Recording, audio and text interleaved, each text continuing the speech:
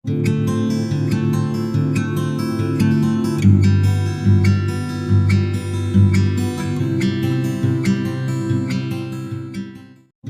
बार फिर से आप सभी का स्वागत है। हम अध्ययन कर रहे हैं राजाओं की दूसरी पुस्तक का और अब समय है कि जो पिछले संदेश में हमने बात अपनी अधूरी रखी थी उसे अब कंटिन्यू करें।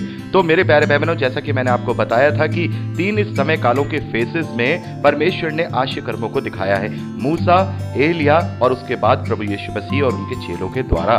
तो मेरे प्यारे भाई बहनों, जैसा कि मैंने आपको बताया और आप जानते ही हैं कि मत्ती रचित सुसमाचार उसके 17वें अध्याय में चेलों ने मूसा और एलिया को प्रभु के साथ देखा जब उनका रूपांतरण हुआ है। और प्रभु का जब रूपांतरण हुआ है, वो रूपांतरण अंत के दिनों में उसकी महिमा को रिप्रेजेंट करता है, जो कि हम प्रकाशित वाक्य के पहले अध्याय में पढ़ते हैं। यूहन्ना को जो दर्शन मिला है प्रभु यीशु मसीह का, वो अद्भुत महिमा वाला रूप का दर्शन मिला है और कुछ इसी तरीके का रूप का दर्शन, रूपांतरण वहां चेलों ने प्रभु यीशु मसीह का देखा है। और प्रभु यीशु मसीह का रूपांतरण यानी कि अंत के दिनों में जब वो उसका द्वितीय आगमन होगा, उसे रिप्रेजेंट करता है। तो वहां पर एलिया और मूसा मौजूद हैं।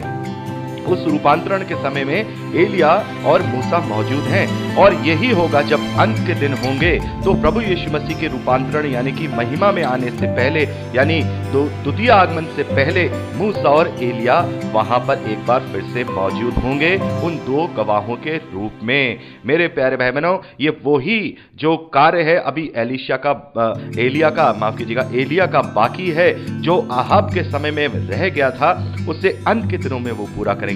और ये तीनों समय पीरियड प्रभु यीशु मसीह के द्वितीय आगमन के समय यानी कि अंतिम दिनों में ये एक साथ हो जाएंगे।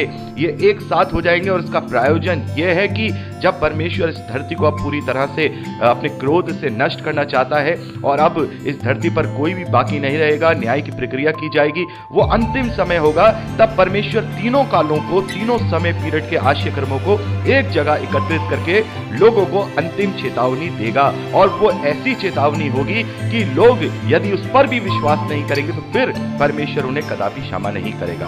मेरे प्यारे भाई बहनों, हम देखते हैं, हमने प्रकाशित वाक्य का अध्ययन किया है कि उन 2 गवाहों के पास अद्भुत सामर्थ है और अद्भुत सामर्थ है, जिसमें से एक है वो जब चाहे पानी को लहू बना सकते हैं, जब चाहे बारिश रोक सकते हैं, जब चाहे आकाश से वो जो आग है उसे बरसा सकते हैं। और ये क्वालिटीज हम देखते हैं कि मूसा और एलिया में हैं। मूसा को परमेश्वर ने ये सामर्थ्य दी थी कि उसने पानी को लहू बना दिया था, हमने पढ़ा है निर्गमन की पुस्तक में। और यहाँ एलिया भविष्यद्वक्ता के पास बहुत ज्यादा हम यहाँ पर सामर्थ्य देख रहे हैं कि 3.5 साल तक उनकी प्रार्थना के द्वारा बारिश नहीं होती है। यहाँ आकाश से आग गिरकर उन 50 की टुकड़ियों को भस्म कर दे रही है। तो ये सारी चीजें अंत के दिनों में परमेश्वर मिला के करेगा, क्योंकि प्रभु के चेले उस वक्त मौजूद होंगे। वो चेले नहीं जो प्रभु के आरंभिक कलीसिया वाले चेले थे।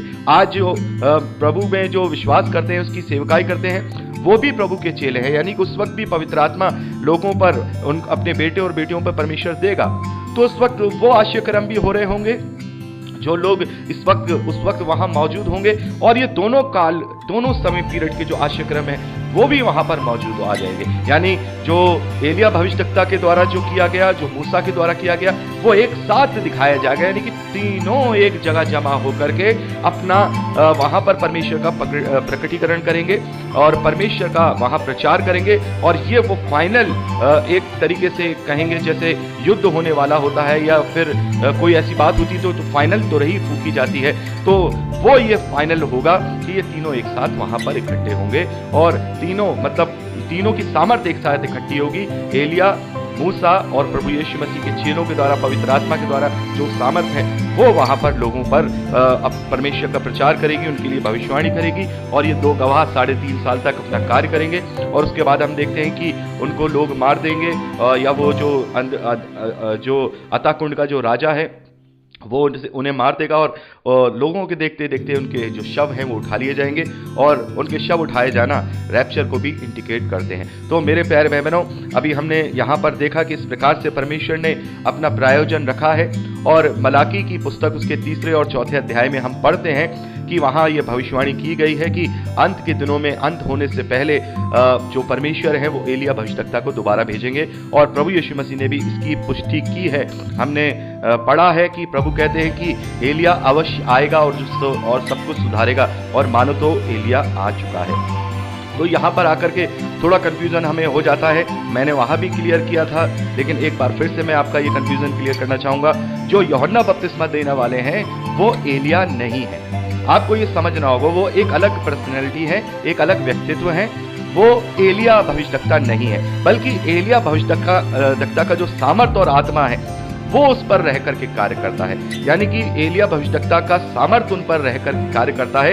इसीलिए प्रभु यीशु मसीह ने कहा कि मान लो तो यही एलिया है, मान लो यही एलिया है ये। लेकिन एलिया आएगा भी, प्रभु ने कहा एलिया आएगा भी, क्योंकि पवित्र शास्त्र के वचन अपने आप में झूठ नहीं हो सकते। तो प्रभु ने ये समझा दिया है कि एलिया अवश्य आएगा और आकर सब कुछ सुधारेगा। लेकिन मानो तो एलिया आ चुका है, क्योंकि हम लूका रचित सुसमाचार में पढ़ते हैं कि जो यूहन्ना बपतिस्मा देने वाले हैं वो एलिया की सामर्थ्य और आत्मा के साथ अद्भुत कार्य किया करते थे, या फिर उनके साथ वो चला करते थे। तो मेरे प्यारे भाई बहनों, इस प्रकार से हम देखते हैं कि एलिया भविष्यवक्ता का स्वर्ग आरोहण यहाँ पर हम पढ़ते हैं। दूसरे अध्याय में बड़े ही अद्भुत रीति से आपने यहाँ पर सारी बातें पढ़ी ही होंगी कि किस प्रकार से एलिया भविष्यवक्ता का स्वर्ग आरोहण होता है, और कैसे जो एलीशा हैं वो अपनी बात मनवाने के लिए उनके साथ अपनी जिद को करते हैं। और उसके बाद हम देखते हैं कि वो सामर्थ्य जो एलिया के पास थी, वही सामर्थ्य परमेश्वर ने एलीशा को भी दी है, जो एलिया के शिष्य हैं।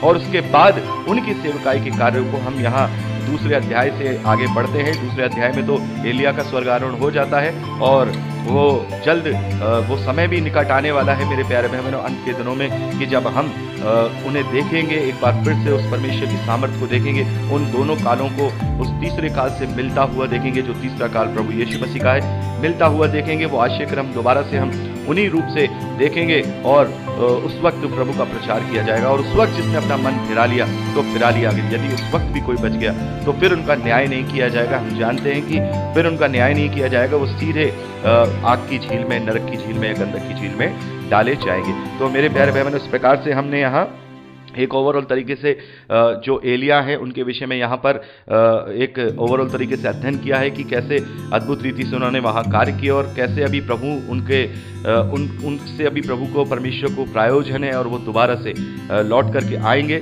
जन्म नहीं लेंगे, दोबारा से लौट करके आएंगे और अद्भुत रीति से वो कार्य करेंगे और लोगों में बहुत ही अद्भुत रीति से प्रचार करेंगे। तो मेरे प्यारे भाई बहनों, आगे का अध्ययन अब हम अगली रिकॉर्डिंग में करेंगे। प्रभु आपको आशीष दे। Praise the Lord.